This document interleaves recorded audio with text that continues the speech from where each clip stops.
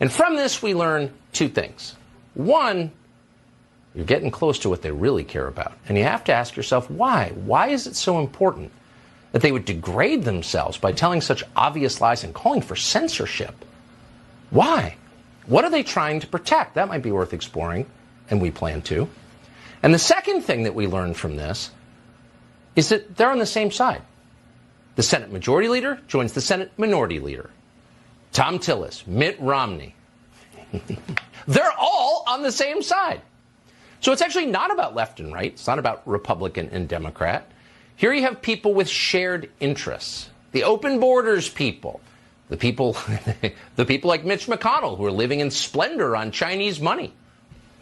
The people who, underneath it all, have everything in common, are all aligned against everyone else. So if you take 3 steps back, you may notice that the one person, really, who was never blamed for anything that happened on January 6th was the very same person who was in charge of the police force, the Capitol Hill Police, that was charged with securing safety on January 6th. And that person was Nancy Pelosi. So if there was a security failure on January 6th, and demonstrably there was, that was probably Nancy Pelosi's fault. And after looking at thousands of hours of footage, we came to the conclusion that many others have reached, which is the Capitol Police were not prepared for what happened. And that's fascinating when you think about it, because there was ample warning. The federal intel and law enforcement agencies knew perfectly well there could be a massive disturbance at the Capitol. But the frontline officers on duty that day didn't know.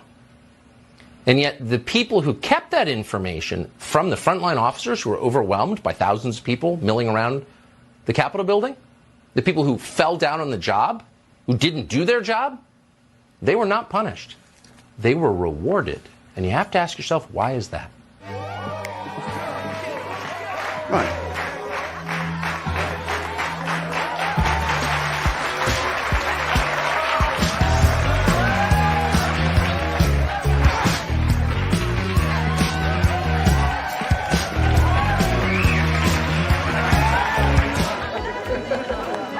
Okay, everybody, that's a wrap.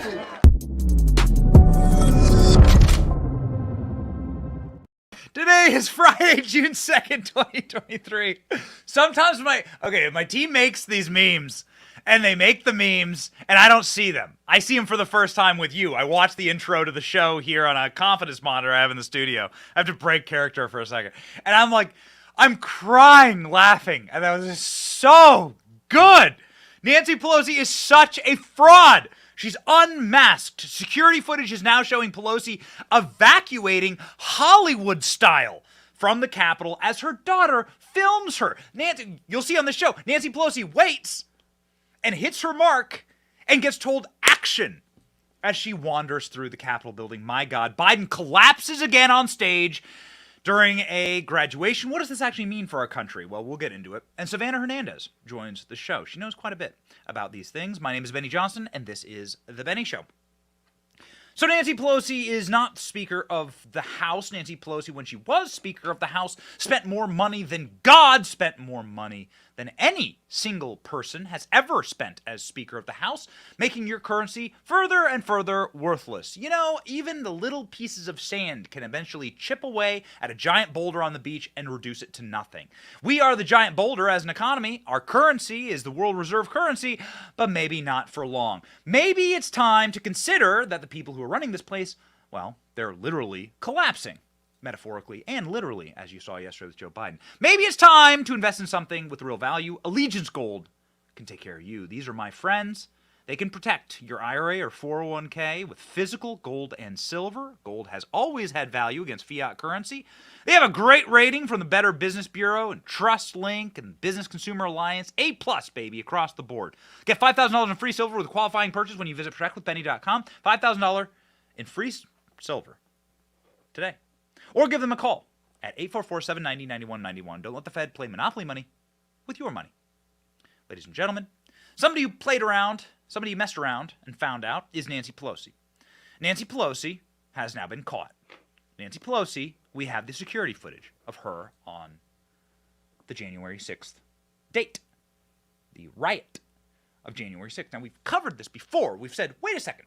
Why is Nancy Pelosi doing these very strange things on January 6th. Now, we can go down through the list of very interesting and objectively curious actions by Nancy Pelosi on this date and the dates leading up to it, including but not limited to an anniversary that's happening right now.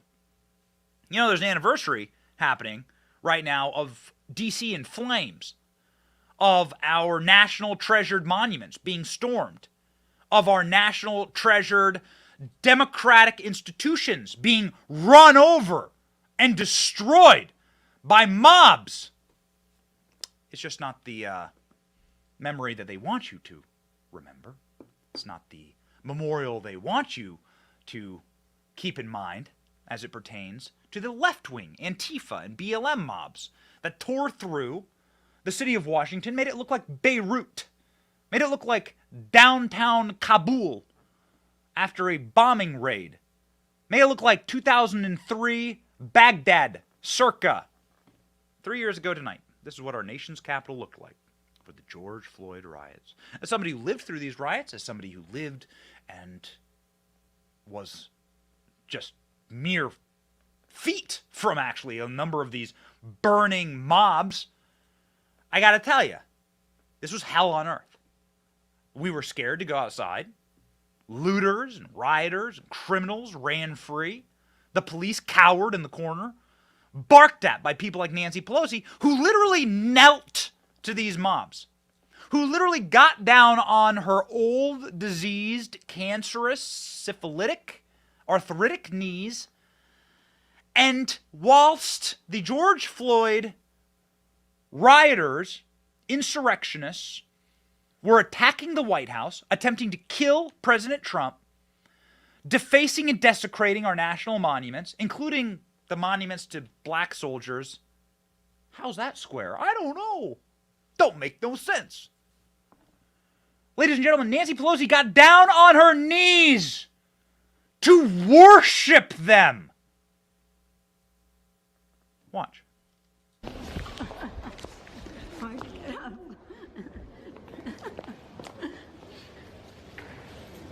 It's better not to have on high heels.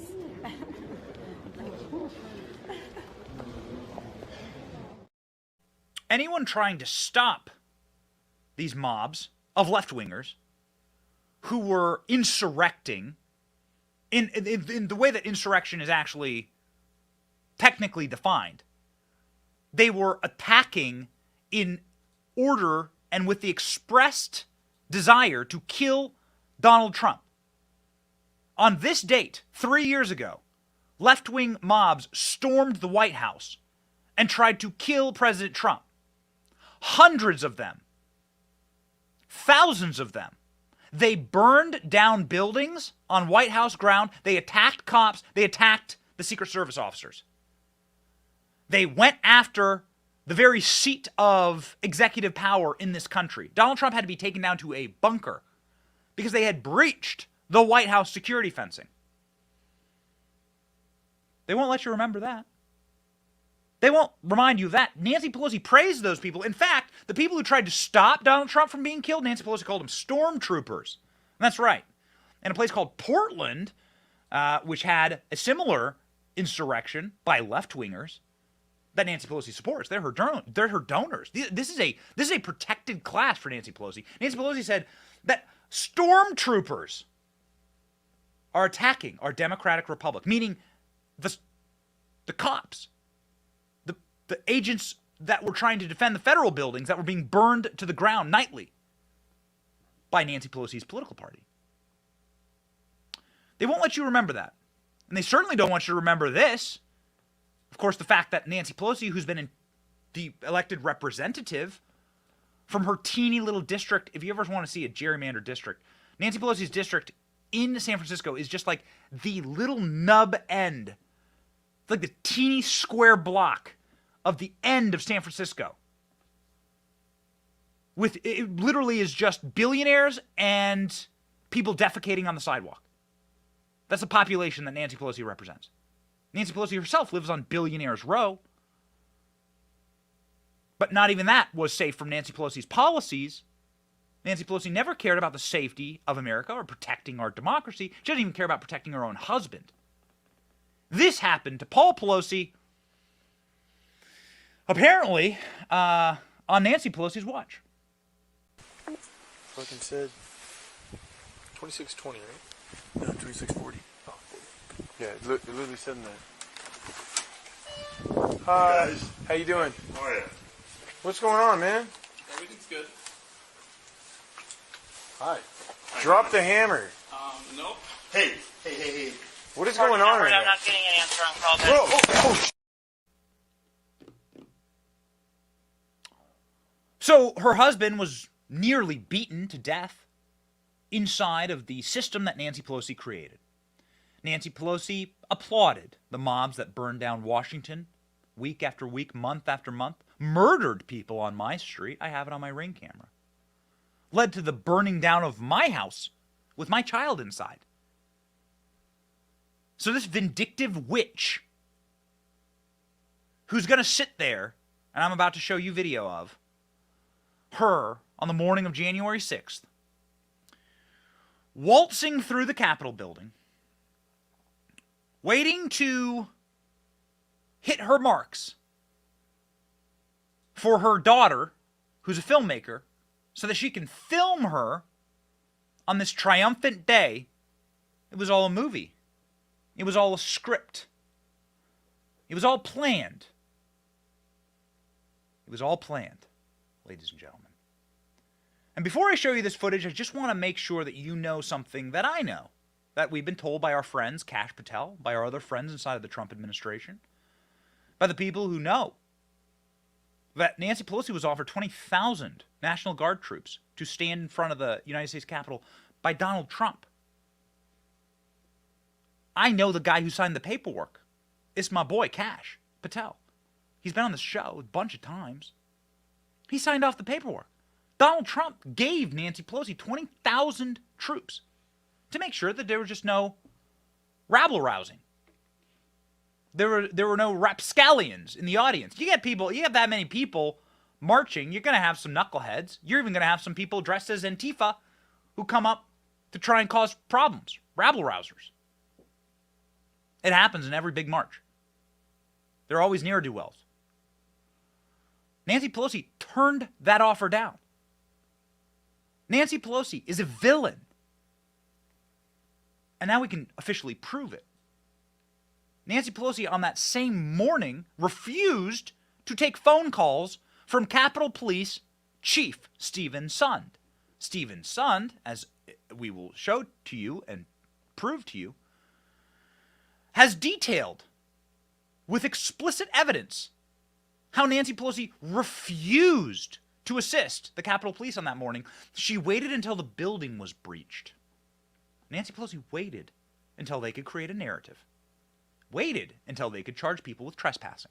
Waited until they could entrap and create a narrative. And Nancy Pelosi did it all for the cameras. And now we have proof. Released late last night was video of Nancy Pelosi on the morning of January 6th. You've never seen it. You've never seen what happened. Where did she go? What was she doing?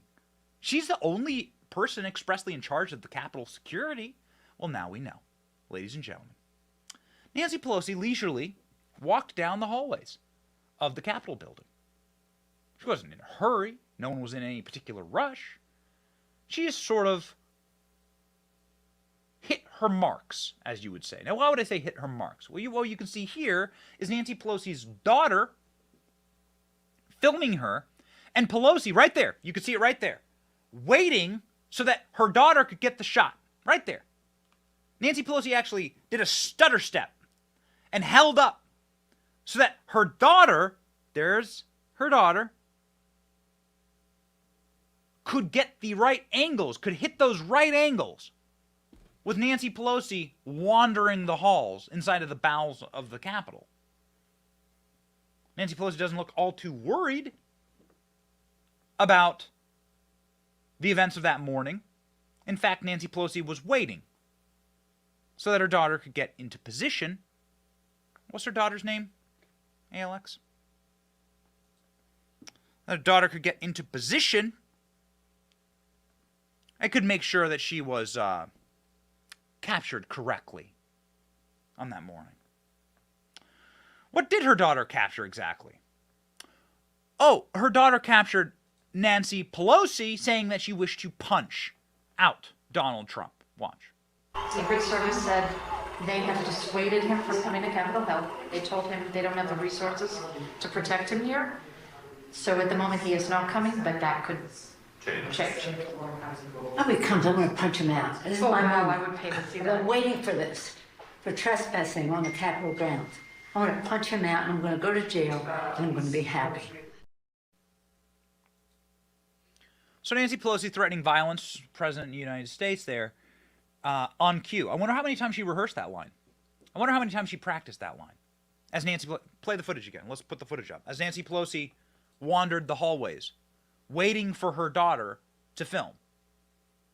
Waiting for her daughter to get into position to hit the right angles on her little catwalk there as she wandered the halls very casually on January 6th. Ladies and gentlemen, at this time, there was a man who was trying to actually do his job. He wasn't making a movie. This man's name was Stephen Sund. He was in charge of Capitol Police that morning. Stephen Sund is a man who was calling Nancy Pelosi's office furiously, demanding help because his officers were being overrun. Now, Stephen Sund began his calls when the initial breach happened. Many would argue the initial breach done by Antifa members LARPing as MAGA supporters. The initial breach happened like a quarter mile from the Capitol. They had fencing up around the front of the Capitol. Rightfully so. Donald Trump wanted it to be like a military installation. You ain't going to step to these guys in the National Guard outfits, but here we are. Nancy Pelosi made sure there was literally nothing but a teeny little plastic fence. Something that like a determined farm animal could have pushed through. And the animals did push through. And the cops were overrun. And nobody would argue for cops to be abused or for police officers to be harmed. Certainly not my channel. And so I'm in favor of Stephen Sund, the man who was in charge of Capitol Police, saying, you need to send in help now. Nobody wanted this to happen. This is a terrible thing that happened. That crowd should have been kept at bay. Curiously enough, Donald Trump hadn't finished speaking when the initial breach of the Capitol happened. Donald Trump was still speaking at the Ellipse. That's a mile away when they started breaching the Capitol. What the hell is that about? That's a little strange. Donald Trump fomented them to do this. Donald Trump wasn't done speaking yet, you jackasses. Get your facts straight if you're going to argue this. But they don't want you to get your facts straight. They don't want you to hear the words of the frantic police chief saying, where the hell is my backup here? And Nancy Pelosi, the only person on earth who could have sent in backup, was making a movie. Watch. There was a number of requests. I went on January 3rd requesting the National Guard from Paul Irving. That was the first request for the National Guard. I then went to Mike Stinger, who's the Senate Sergeant Arms. Now, Paul Irving is politically appointed by Speaker Pelosi. He initially, when I asked for the National Guard on January 3rd, which was a Sunday, it was the first day of the new Congress, he said specifically, quote, I don't like the optics. And besides, the intelligence didn't support it. His concern for the optics, I believe, goes back to Pelosi's decision or statement that she referred to federal agents and National Guard on the streets of America as stormtroopers. And I think she just didn't want the look of stormtroopers up on the Hill. And then come January 6th. And I think what your viewers don't realize is the restrictions I have as the chief of police. I'm one of the only chiefs in the United States. I am the only chief in the United States that has a federal law, a law passed by members of Congress, that prevents me from calling in any federal resources, either in advance, like I tried to do on January 3rd, or even while I'm under attack without going and getting the politically appointed Sergeant Arms approval. So at 12:53, we're attacked on the west front of the Capitol. I'm watching my officers getting brutally beaten. I pick up the phone at 12:55. I call MPD for assistance. They're our partner agency right next door. And then at 12:58, I call Paul Irving, Speaker Pelosi's appointee to the Capitol Police Board. He's laying out a timeline here.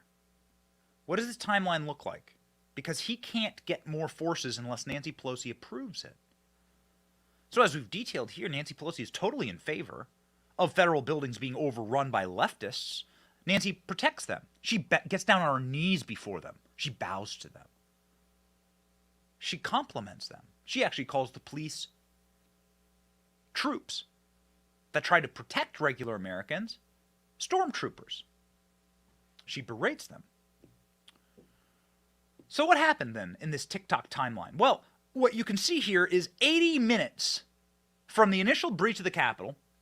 80 minutes go by, and what that 80 minutes allows is for the Capitol Police to be utterly overrun.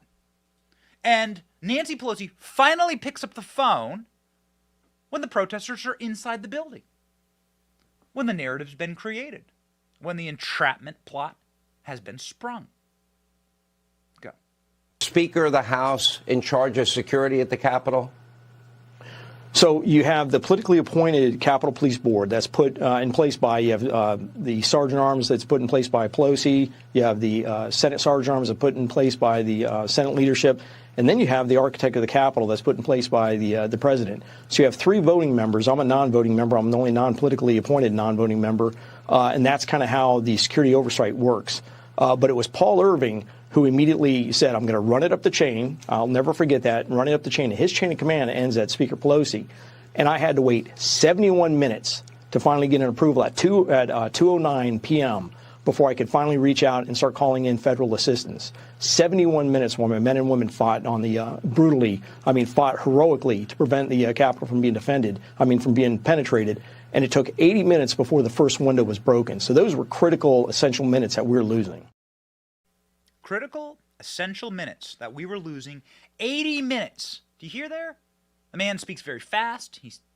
That's, again, Stephen Sund, the man who was in charge of all Capitol Police on the date of January 6th. This footage is being released now because the footage has been given over to people like John Solomon at Just the News. John Solomon, who has a show on Real America's Voice, broke this footage last night. It shocked us. It further verified that Nancy Pelosi not only didn't take this seriously, but was aware that she was making content. That this was all going to be very, very convenient for her. As has often been said by my friend Tim Pool, if Donald Trump wanted to instantly win the election in 2020, what he could have done is he could have just let the mob on this anniversary date that stormed the White House get in. Open the doors. Let them in. Let them burn down the White House. Run off to your bunker. Trump will be protected. And then let the TV cameras show what the left is capable of. Let America see that narrative. And then in every single presidential debate, and every time that somebody tries to critique Trump, you just point back to the old smoldering ashes of the White House and be like, you want that in charge of the country? Nancy Pelosi defends that. It's such a good point. Nancy Pelosi knew what she was doing that morning. She knew. Marjorie Taylor Greene was on, responding to this new footage, one of many pieces of new footage that we're going to get about that day. Have a listen. And what you're going to reveal to everyone and what you are revealing is this was a political narrative. Speaker Nancy Pelosi at the time, her biggest concern and responsibility was the safety and security of the Capitol. She ignored all the intelligence briefings that were given to her. She ignored the request for the National Guard on January 6th. And what everyone just saw in this video is they used the situation. They totally threw out the ability to hide exits for security reasons in the Capitol, and they used it. They used that situation to film it so that their family could make millions of dollars later by selling the video footage in a documentary. I believe that is one of the most abusive things and the biggest sign of corruption from Nancy Pelosi that the American people will see thus far. And I know you're going to show them a lot more. Nancy Pelosi shut down exits of the Capitol, shut down the ability for people to move out freely, because when she's moving with her massive security team, let's pop the footage back up. Why not? When she's moving with her massive security team, you know, you can't actually get in her way. Her security team is actually shutting down exits. Nancy Pelosi is here making content for her family to make millions of dollars off of, which is actually a great point that Marjorie Taylor Greene just made. Marjorie Taylor Greene also saying that Pelosi had full knowledge, based on the briefings that she knows about, full knowledge of the security threat that day. Nancy Pelosi allowed that security threat to metastasize. Why? Those are real questions, ladies and gentlemen, and good ones for Marjorie. It can really only be one or two things. I think it can only be that she cares more about money and the filmmaking aspect of this more than her safety, or she never thought that there was a safety issue to begin with. Well, Amanda, I think that's very clear, but the truth is she knew there was a safety issue because Nancy Pelosi is the Speaker of the House. The Speaker's duty is the Capitol and its safety and security. Not the president. The president is in charge of the White House. The Speaker of the House is in charge of the Capitol. Nancy Pelosi had been briefed multiple times going back into December. And John, you have reported that repeatedly. But she had been briefed. She knew there were threats of violence that day. She had been told by her own sergeant at arms. She had been told by Capitol Police. She had been told by many agencies. She had been warned of potential violence on January 6th and threats to the Capitol. And she had her daughter there with camera in hand. I think they clearly knew what they were doing, and they have capitalized on it and made millions of dollars. So what more evidence do you need? Ladies and gentlemen, in a moment, we're going to show you what the police were doing inside and outside, because now we are getting all of that footage. And oh, wait till you see what comes next. But I just want to recap here. Nancy Pelosi doesn't care about this country. She doesn't care about your safety. She doesn't care about mobs attacking our democratic institutions. She didn't lift a finger when a left-wing mob, fomented by her, that she knelt before, attacked Donald Trump, tried to take his life. She didn't care. She didn't even tweet about it. She, in fact, attacked federal police that were trying to stop it from happening. She called them stormtroopers. Nancy Pelosi didn't even give a damn about her own husband. Got attacked with a hammer inside their mansion in San Francisco. She didn't care about the people of San Francisco. Have you seen San Francisco? We just did a documentary there. We're going to go back. I mean, it's getting worse. Our executive producer, ALX, was just there. He went to Twitter headquarters, met with Elon Musk. He said it looked like a zombie town. He said every building was boarded up. A city of cancer. And that's what Nancy Pelosi has done to that place. That's her district. She represents it. She is supposed to be the emissary for that. She didn't care. And she didn't care about anyone on January 6th other than herself. She cared about a narrative getting set against Donald Trump that they could use against Donald Trump and his movement. She cared about her getting her shots that morning, hitting them angles for her daughter, Alexandria Pelosi is her name, the filmmaker. And she didn't pick up the phone for Stephen Sund, the Capitol Hill police chief who was begging for reinforcements, along with, of course, Donald Trump, who himself offered 20,000 National Guard troops to be stationed at the Capitol. Nancy Pelosi said no to all of those requests. Why? Well, now you know. Now you know. Now you can see, with your own two eyes, what Nancy Pelosi was most concerned about. Doing a catwalk for her daughter and making sure that she gets the shot. Yeah.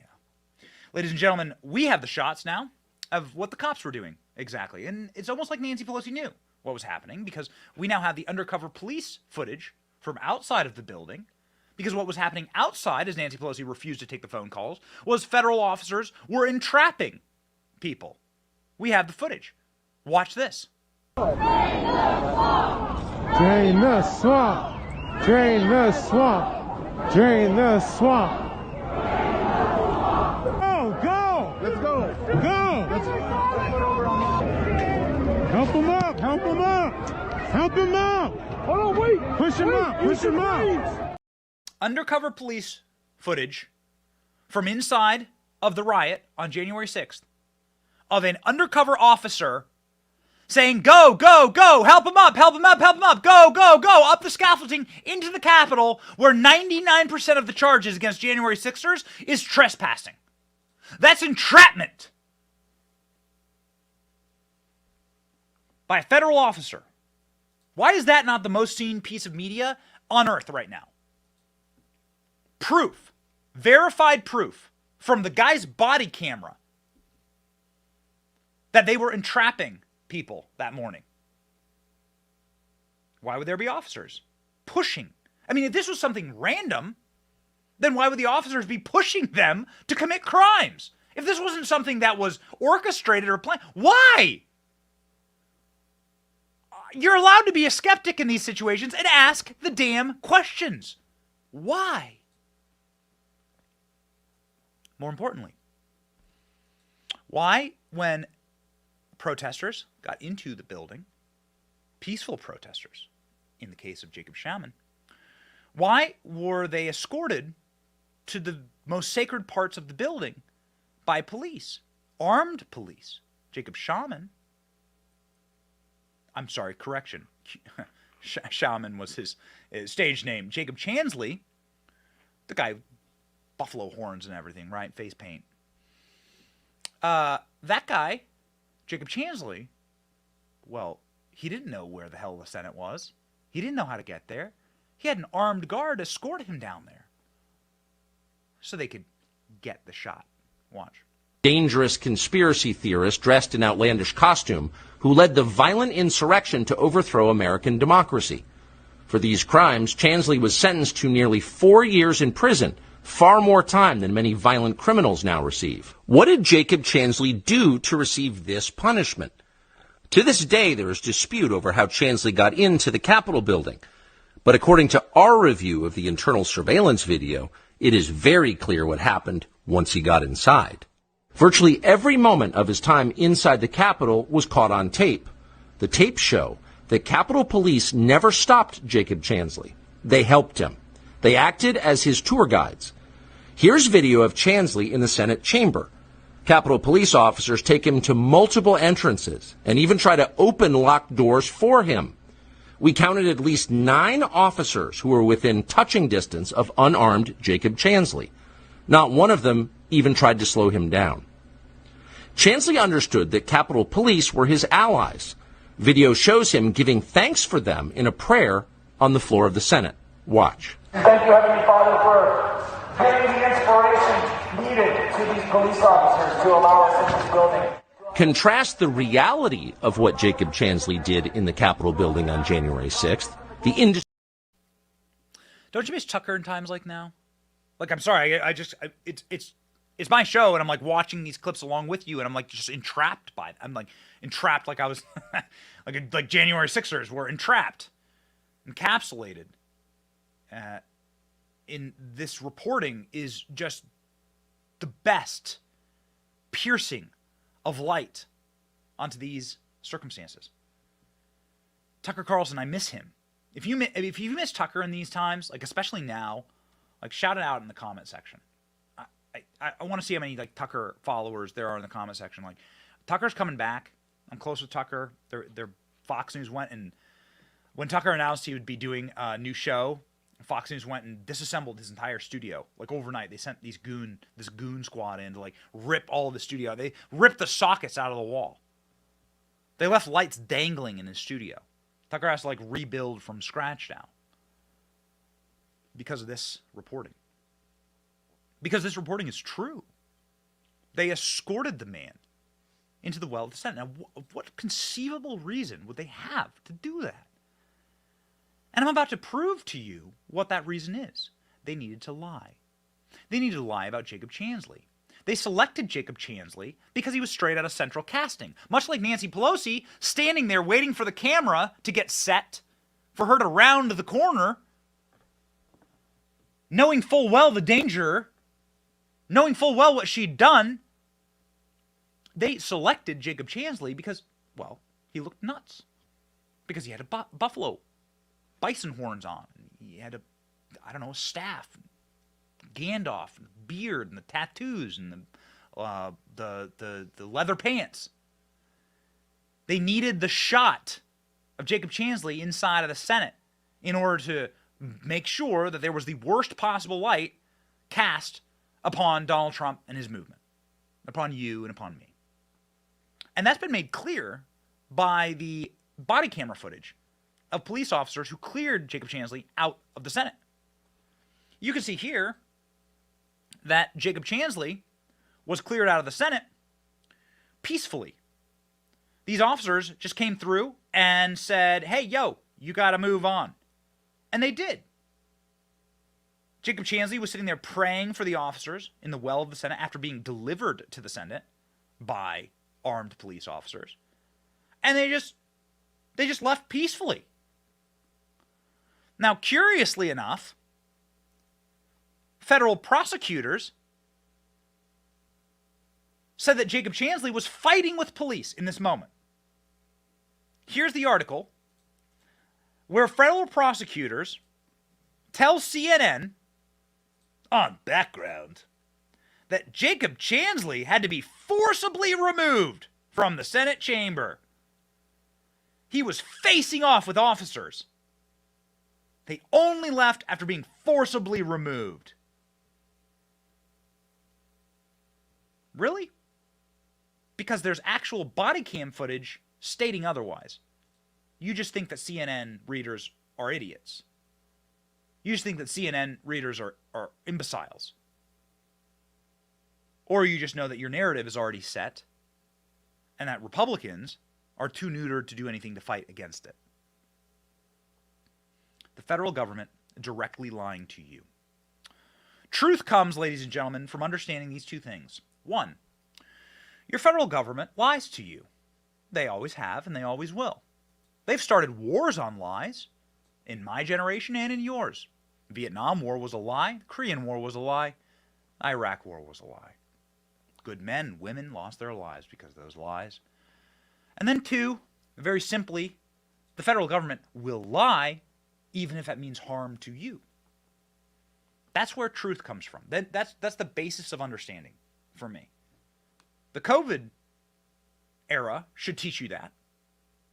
The January 6th era should teach you that. And you should have a very healthy heaping of skepticism against your government, ladies and gentlemen. This is also the government that openly protects the vessels of power. We've been doing a lot of research and a lot of reporting on the FBI, given the Durham report, and given what we've learned about the FBI and their protectionism of Biden. The purpose of a federal police force, the purpose of the so-called deep state, is protecting institutional power, protecting the real power. The real power isn't on a ballot in America. Joe Biden is an illusion. Joe Biden is a ghost. He's not real. Flip the lights on, he disappears. He literally goes poof. He can literally fall over. And we're going to get to that in just a second. Ladies and gentlemen, the news is happening fast, and it's happening quick, and you need to be connected, and you need to stay connected, and you shouldn't give your money to woke companies. That is why I use Patriot Mobile. Patriot Mobile is America's only Christian conservative wireless provider. It offers dependable nationwide coverage on all three major networks, and you get the best possible service without the woke propaganda. Isn't it wonderful to be able to finally push back? Do so with your cell phone coverage, just like I do, and just like we do at our company. When you switch to Patriot Mobile, you support a free speech, religious freedom, sanctity of life, Second Amendment, military, veteran, first responders, and heroes. And they have 100% U.S.-based customer service. Go to patriotmobile.com/Benny. patriotmobile.com/Benny. Free activation today with the offer code Benny. Ladies and gentlemen, somebody who probably needs to get, a new earpiece installed is Joe Biden. Joe Biden yesterday fell directly on his face. It was a brutal fall. It wasn't him tripping on the stairs. He was falling on a flat surface. Joe Biden fell at a Air Force Academy graduation, which is the worst possible place to fall. It's bad when the president collapses, and he does so, Right around every single, you can set your watch to Joe Biden's going to fall. Like every quarter, Joe Biden has some type of horrible collapse. This was a true collapse at the United States Air Force Academy, something that should project strength in our country, something that should project strength around the world. So all the more humiliating. Watch.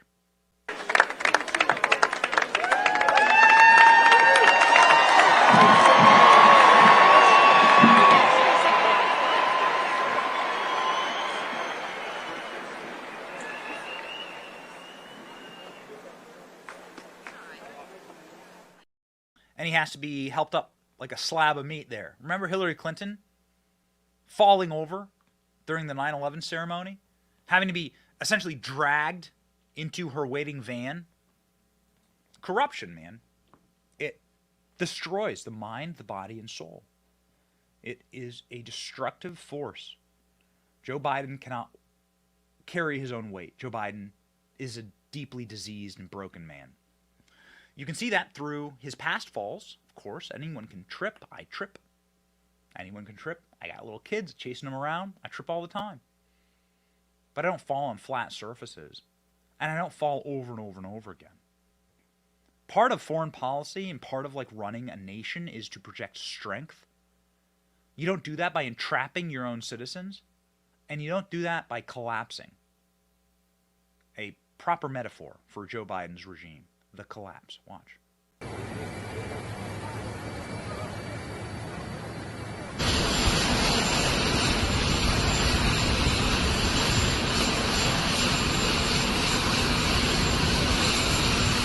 Has allocated to invest in police departments and training of police officers. It appears as though the president did have a slight trip there as he's boarding.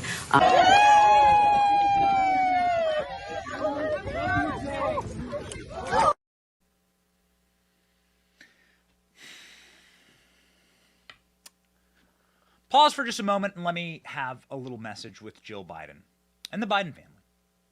The Democratic Party, and the superstate that actually protects these people, that props them up and walks them around like human cadavers, muppets, and commits acts of necrophilia, actually, with these people. This is that you are raping a corpse, quite frankly. How dare you run this guy in 2024? You vicious goblins. You people. There's a lot of mutilation happening right now. It's all the trend. You people have clearly had your hearts removed. It's evil to do this. It's beyond elder abuse. It's immoral. Jill Biden, we know that you cheated on your husband when you were hired as Joe Biden's babysitter. That Joe Biden cheated on his wife with you. And your affair caused immense damage to your husband and his wife, respectively. That your entire relationship is fraudulent. But have you no soul? Do you not have any moral compassion? Has all of your compassion been put out to pasture as Joe Biden should be? What was it that broke you? Bed Bath & Beyond going out of business? You can no longer buy your shower curtain dresses to wear? Your fancy engagements? Is power so valuable to you that you would do this to someone that you supposedly love? Even if your relationship started in adultery, and if Joe Biden's real children hate you, go check Hunter Biden's text messages, see what he thinks about old Jill. You must be a truly duplicitous lot to do this to someone who you supposedly love and are married to. What a wicked, wicked grouping of individuals. What a den of vipers. Donald Trump reacted to Joe Biden falling. I thought it was quite interesting. Take it away. He's at the Air Force Academy. He actually fell down. Well, I hope he wasn't hurt. I hope he wasn't hurt. But it's the whole thing is, look, the whole thing is crazy. You got to be careful about that. You got to be careful about that because you don't want that. Even if you have to tiptoe down a ramp, you got to tiptoe. Donald Trump was joking about this clip that caused panic and aneurysms throughout our corporate press of Donald Trump simply taking a ramp slowly because it had recently rained. Donald Trump was on a slippery ramp, as any normal person would. Again, this caused headlines about how Donald Trump is in mental collapse. Watch.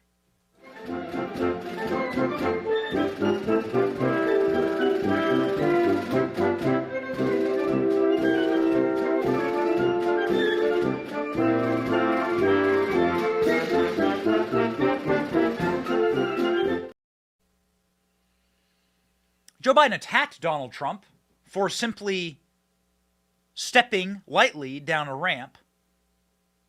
It went like this. Look at how he steps and look how I step. Watch how I run up ramps and he stumbles down ramps, okay? Come on. Interesting. Well, the memes tell the truth. And they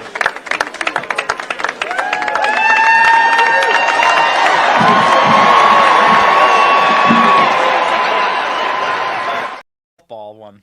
Ah, too bad. Trump with a golf ball one was better. Maybe we can load it and have it ready for the end of the show, ladies and gentlemen. Trump hitting the golf ball, knocking down Biden. That was Donald Trump from his WWE days, professional wrestling days, Donald Trump beating up Vince McMahon. The memes are spectacular. We've actually recorded a special on the amount of memes of Joe Biden collapsing, falling. And what does this actually mean, ultimately? Well, what it means, of course, is that the people that are running Joe Biden are vengeful, duplicitous goblins that don't care about this man. What it also means is that they are vulnerable. Hillary Clinton falling, having to be dragged into a van like a slab of beef, did not instill a bunch of confidence. We tweeted this video yesterday, and ALX, how many retweets has it got? What's the views? It's got like 20 million views. 20 million views. It's been seen across the country and around the world. And what does this ultimately mean? Well, Americans, this is the kind of stuff that breaks through the chains of like party politics. Americans don't want to be led by weakness. That's a danger to us and our children. We don't want to be embarrassed on the world stage. We don't want a president that trips and falls and has dementia. 20 million views. Look at that. Ladies and gentlemen, we want to have our children protected. That's sort of the theme of this month, actually. Theme of the Target and Bud Light boycotts. We want to make sure that this nation survives. And it can't with this kind of leadership. It's even broken, this clip shocked me. It's even broken the people who are paid to surgically attach their lips to the old dandruffy ass of Joe Biden, MSNBC. Even they have been broken by this clip. A shocking update. Watch.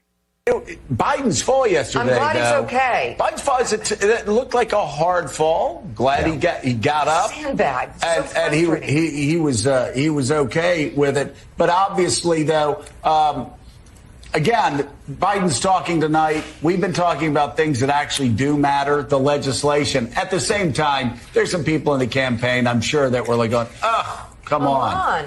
Yeah. Presidents do fall. They do. They trip and fall. President Obama did a few times. But no president has ever been 81 years old and run for re-election while they did so. His age is an issue here. His age is an issue here. I mean, that's about as hard. If you're breaking MSNBC, if you're breaking the bubble at MSNBC, that means something's really wrong. And this is something they won't be able to hide. Wait for the debates. This is something they cannot hide. Because you can't hide the kind of you can't hide what's actually happening to Joe Biden. And it's irreversible. You can't cure dementia. He has a demyelinated nervous system. And it's really painful. But it should be painful to the people who are forcing that. I don't feel any guilt because I didn't vote for Joe Biden. I don't like Joe Biden. And so it's you people who need to feel guilt. You people being the superstate, the unelected state, DNC, Joe Biden, his family, You people are the evil ones. You're the ones who shoved a stick up this guy's ass and are wandering him around as some marionette. It's humiliating to us. It's humiliating to our country. But at the very least, the memes are spectacular. Watch this one like a fine wine.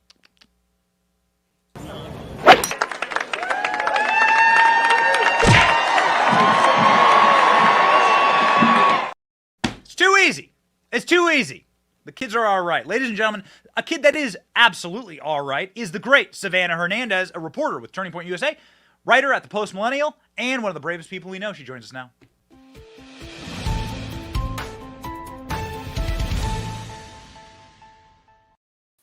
Savannah, thank you for being on the program. Have you ever tripped and fallen on a flat surface?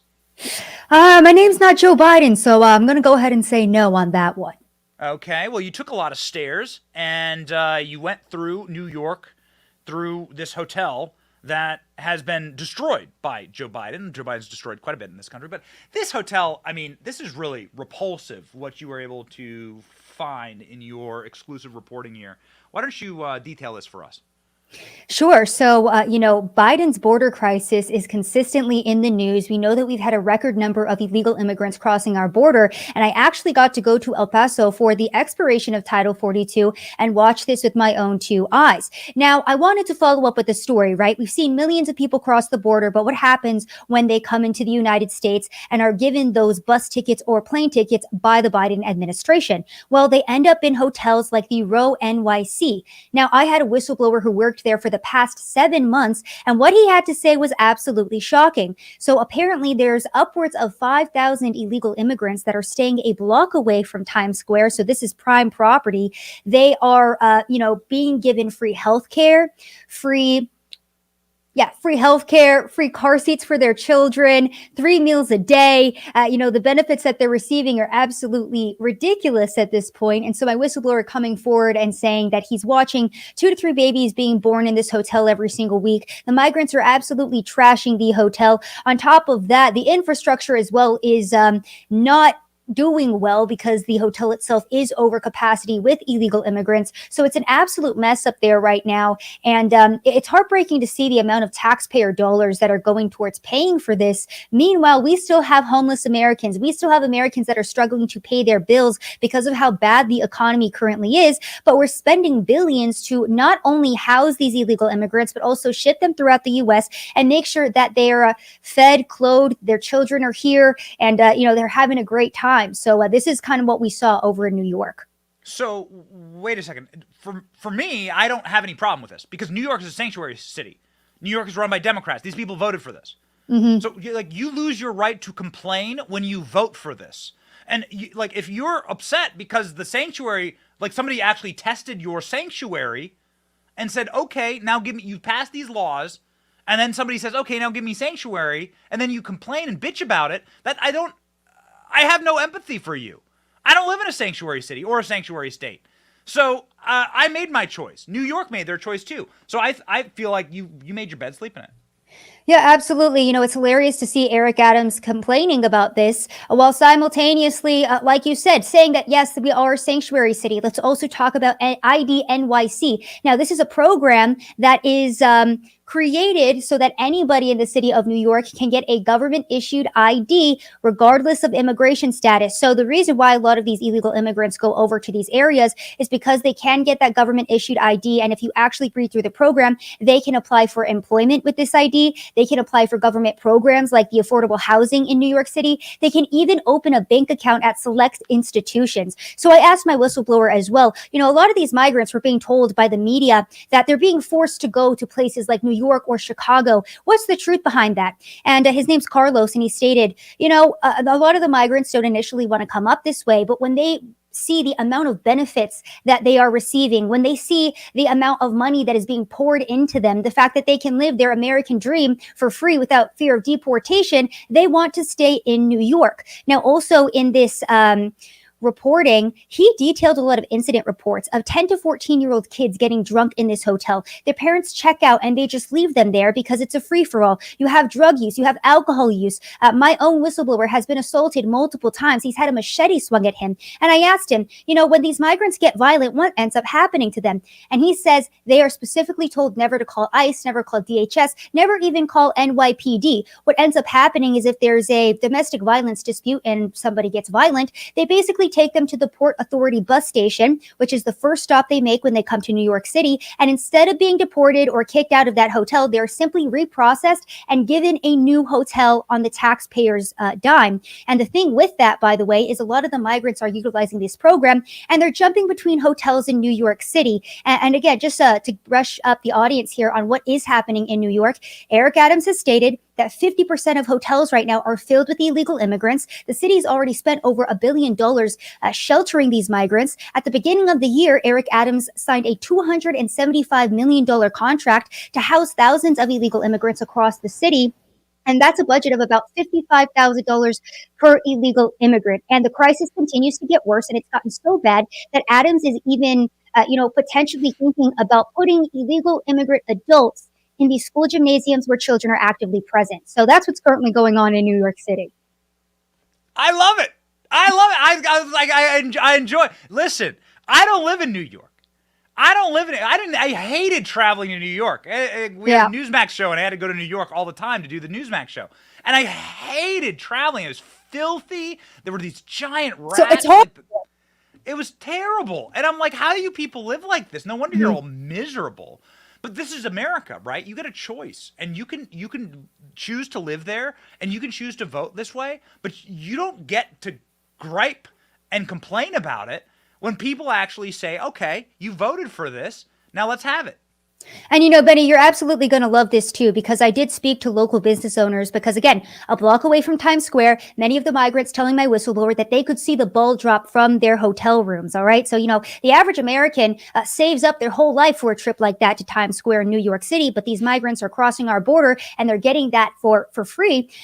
So these migrants apparently are also robbing a lot of the local stores. A lot of the local businesses said that their business has dropped 50 to 80%. And I spoke to one of the business owners who was an immigrant himself. And this just goes to what you're saying about the average mentality of these progressives, of a New Yorker. He said, I don't have problems with the migrants, but they are bringing down business and you can't put them in the heart of the city. Go send them somewhere else. So again, it's ridiculous to see this type of mentality where it's like, yeah, we don't want to enact rule of law or law and order. We just don't want to see the problem in our front door, basically. So as a Bible-believing Christian, you go read the story of the prodigal son, and you realize that some people have to learn the hard way. There's two kids, right? There's one son that didn't need to learn the hard way. There's the other son that needed to learn the hard way and went and lived in the slop. Some people have to live in the slop. Some people have to live with the consequences of their own actions. And, sorry. I'm not sorry. I laugh in your faces. I thank you for this reporting, though, because it's really important to see what these people have done to themselves.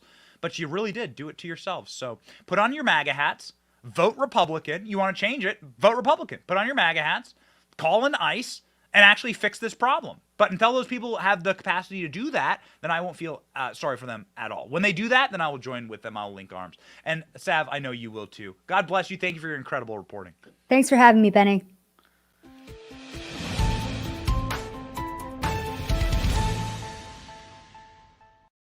Hernandez is a member of Turning Point USA. She is a Turning Point influencer, ambassador, reporter. She does great work there. And Turning Point Action is actually doing pretty incredible work, doing the work that the RNC should be doing, actually. Turning Point Action pledges to raise $5 million to fund Wisconsin ballot-chasing efforts with the great Scott Pressler, also a friend of the show.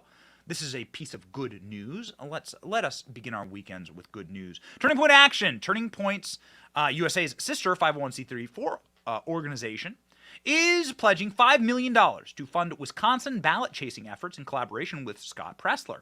Scott Pressler, of course, is a top G. Scott Pressler is somebody who's gone crisscross the entire nation. You know Scott, but if you don't, you should follow him on social media.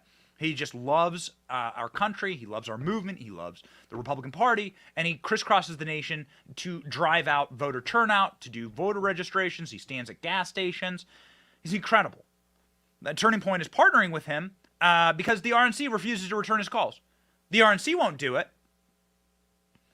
And so Turning Point is taking the mantle up. Turning Point Action announced that they will be committing to a minimum of $5 million in order to get out the vote in Wisconsin. Turning Point Action has quietly been working in the background with data technology and ballot chasing theory with Pressler and early vote action for the 2024 cycle. Unfortunately, in some places, ballot harvesting is legal, and where it is legal, you must do it. I think we should change the laws, and I think voting should be on one day and should be paper ballots, and you should have to have deep and legitimate abiding excuses like I'm fighting a war for my country abroad to vote via mail. But until you can change those laws, you should put vote drop boxes outside of every single Trump rally. You should put vote drop boxes on the back of every single large Baptist church and in the concession stand area of a NASCAR race. That's where those boxes should go. If that's what you're going to do, well, then fight back. We need to start fighting. And we do fight, ladies and gentlemen. We fight on this program. We fight back. We report on the things that everyone else is terrified to report on. We bring you the facts. We'll show you the evidence. And we'll let you choose what side you want. And we're winning. I mean, honestly, it's like so wonderful to see. For the first time in my adult life, I can actually report to you that like we're fighting the culture war battles and we're actually victorious in them. It's amazing. We're fighting the information warfare and we're actually better at it than the left. The left has become totally slovenly. They've become like the embodiment of Joe Biden. They collapse under their own weight. They're weak. We are strong and we are energetic and we are ready to go. And we are that way because we have our life organized correctly. God, family, country. Let's focus on the God part here. Psalm 30:11 for the verse of the day. You have turned for me my mourning into dancing. You have loosed my sackcloth and clothed me with gladness. You've turned my mourning into dancing. That's a perspective change for us today. Let's have a perspective change. Let us become winners. Let us burn that in our hearts, that we are victorious. Maybe not in this life, but we're victorious in the end. And that is the confidence that you can walk into the weekend with. That is the confidence that makes you stand upright, makes you smile a little bit, and makes you proud. Proud of this place, proud of your family, proud of your heritage, proud to be an American. Ladies and gentlemen. It's your boy Benny. Happy Friday. See ya.